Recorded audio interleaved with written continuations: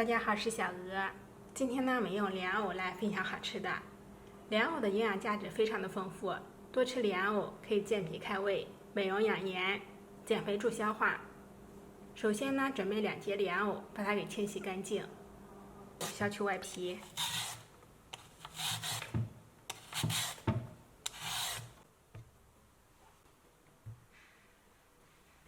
然后呢，再把它给擦成细丝。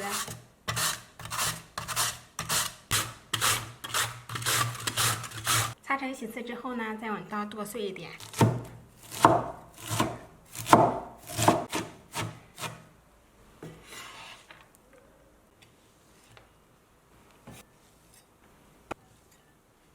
再准备2根腊肠，把它给切成丁。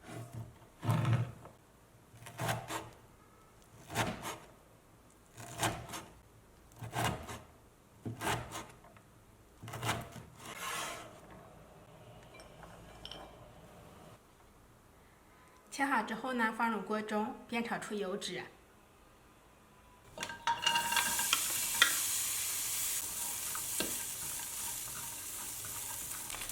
炒到像这样就可以了。炒好之后呢，我们倒入莲藕里，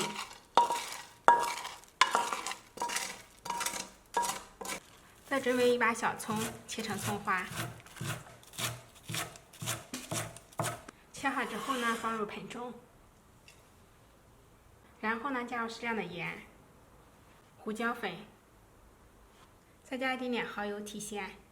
最后呢，再打1个鸡蛋。再加1勺面粉，大概是50-60克，再把它给搅拌均匀。因为腊肠是非常咸的，所以说盐呢尽量少加一点点。我们这个面粉呢不用加太多，加到这个藕糊能够攥成团就行。再取一小团，把它给做成一个小饼子。电饼称预热刷油。放入做好的小饼子，再给它整理一下形状。饼子不要做太大，也不要做太厚，这样更容易熟。饼子上面呢，给它撒上一些白芝麻，这样呢会增加营养，也增加香味。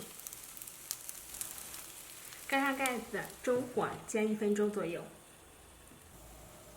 煎到边缘凝固时，我们给它翻下面。